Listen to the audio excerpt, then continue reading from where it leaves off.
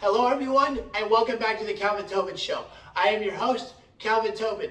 Today we have a lot to talk about, so let's get right into it. All right, the college football playoff semifinal is officially over, and now the national championship is all set up and good to go on January 9th with the number 3 TCU Horned Frogs facing off against the number 1 Georgia Bulldogs. Now, in this scenario of these two teams going to the national championship, the TCU Horned Frogs are looking to continue their Cinderella story because they were unranked at the beginning of the season and now they're playing for a national championship. As on the other hand, the Georgia Bulldogs are looking to become the first team in college football to win back-to-back national titles since the Alabama Crimson Tide did it back in 2011 and 2012.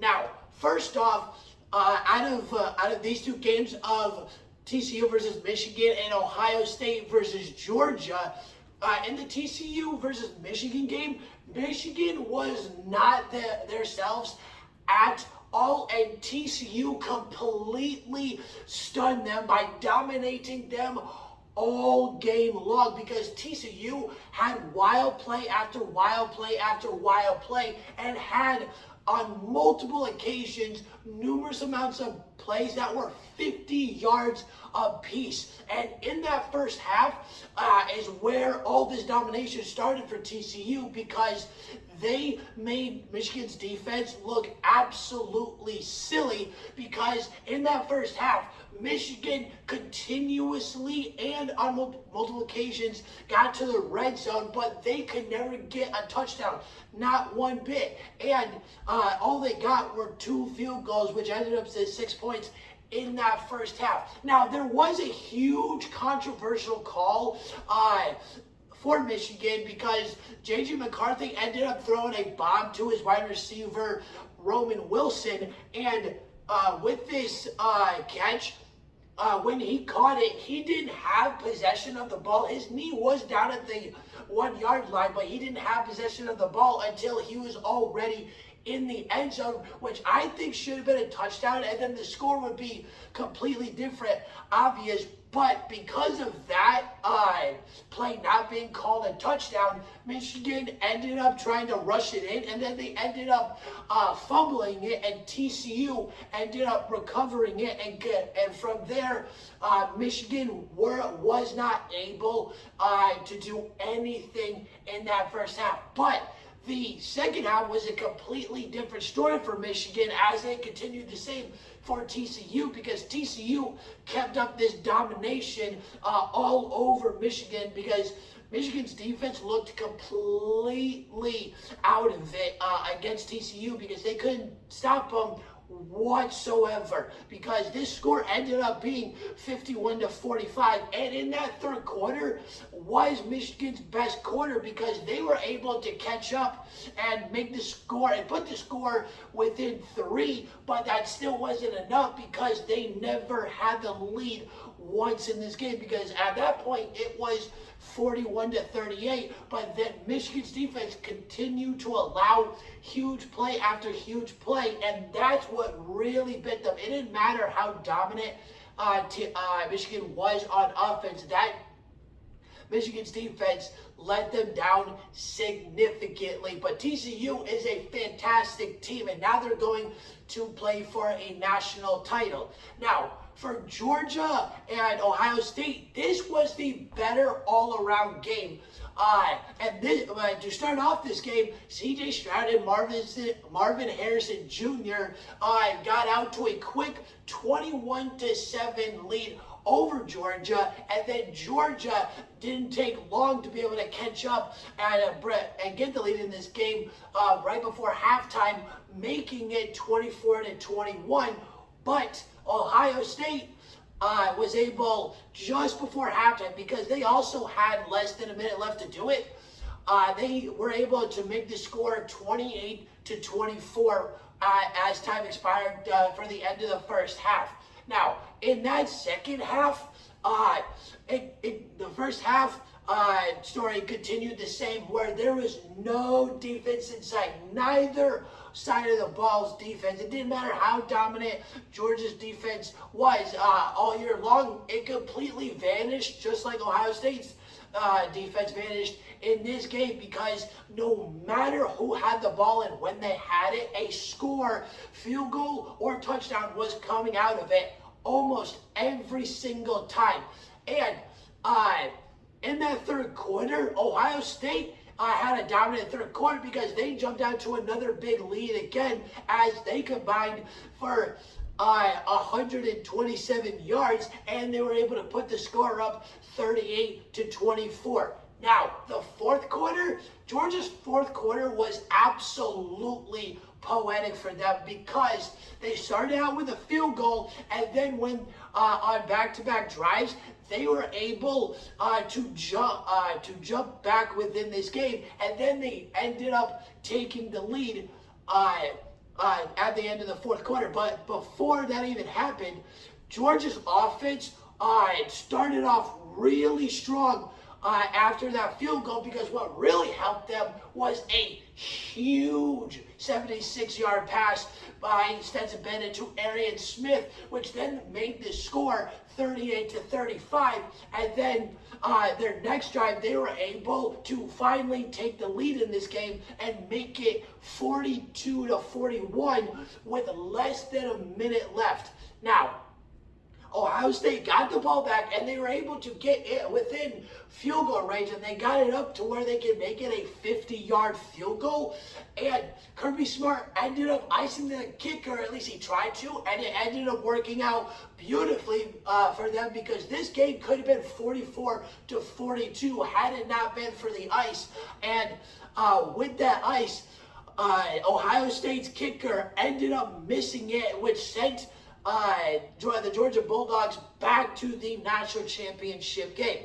Now, with that field goal miss, what was really cool about it missing, even though it was very unfortunate for Ohio State, it was really cool because Georgia won the game off that missed field goal as the 2023 became the new year. Talk about like absolute poetry when it comes to that moment. And now we have the number 3 TCU Horned Frogs and the number 1 Georgia Bulldogs playing for the national championship on January 9th, Monday night at 8 o'clock. And now, since the 2022-2023 NHL season has been rocking and rolling, there has been one team that has been in complete beast mode all year, and right now they need to make their mark in this era right here, right now, including in the playoffs, because but they haven't done it because of their reputation in the playoffs. And if you don't know who I'm talking about, it's the Toronto Maple Leafs. And what the Toronto Maple Leafs have been doing all year, it's not surprising how dominant that they can be on offense, with how often and easy they can score with Mitchell Marner and Austin Matthews and Michael Bunting. From there, Toronto, the biggest question that they needed to answer, because offense wasn't the issue, it was the defense, and that big question for them, they have answered it this year, because right now they are top 5 in goals allowed, shots against, and shutouts all year long. And last night, Saturday night, they played the Colorado Avalanche and completely schooled them. And what the score was, it was 6-2. And in that, and within those 6 goals, 4 players were able to notch 2 points for Toronto, as 10 players were able to get a point as well. And Toronto's defense were able to capitalize off all that offensive firepower too, because 5 players were accounted for 3 or more blocks, which continue to show how dominant and how efficient that they have been on defense this year. Now, here's the thing. Are they going to capitalize on this in the playoffs? Well, right now, They're in second place in the Atlantic Division, and they are neck and neck with the Tampa Bay Lightning, at least in the total wins part, because they are tied at 23 apiece. But Toronto does have the edge in points, while they have 52, and Tampa has 47. So they're a little safe and sound right now. But here's the thing: when it comes to the playoffs for Toronto, they have not been able to get past the first round since 2006, and they are also 0-7 in the first round.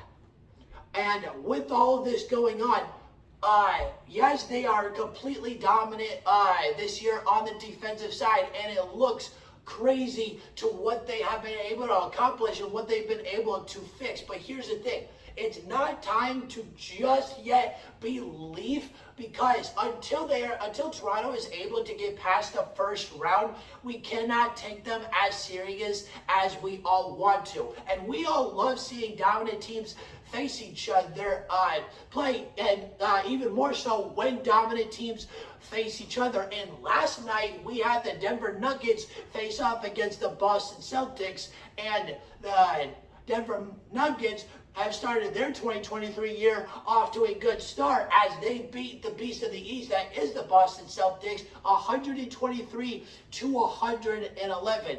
Now, how this game went is it was complete an offensive battle. Yes, there were some good defensive moments, but it was straight offense all game long. Now, for Boston, the issue on why they lost this game is they were not as efficient as what we're used to seeing, is because they shot 46% from the field, and they forced way too many threes. And because of them forcing way too many threes, going 9 for 33, they shot 27% from the field, or from three, while Denver was eating them alive and making them pay for it, shooting 56% from the field. And what Denver has done over the last month, since December 8th, they have been nothing but dominant, because they are 10-2 since then. Now, inside that win with Denver, this proves that they are the best team in the West right now. One for the 10-2 record since December 8th, and they just officially overtook the New Orleans Pelicans for the top spot in the West. Now, does this completely prove that they're the best team in the West? It is hard to tell, because there are a few teams that are like just a game or two within that record. But Denver has been dominant, and they are going to continue this domination. And if you can't keep up with them, they're going to eat you alive and make you pay for it. And because of this domination, they now have a 24-12 record with the top spot in the Western Conference. All right, that's the end of the Calvin Tobin Show. Please subscribe to my channel at Calvin Tobin Show so you don't miss out on any sports media. And please follow me on Instagram at Calvin Tobin Show so you don't miss out on any sports news whatsoever. And I'm out.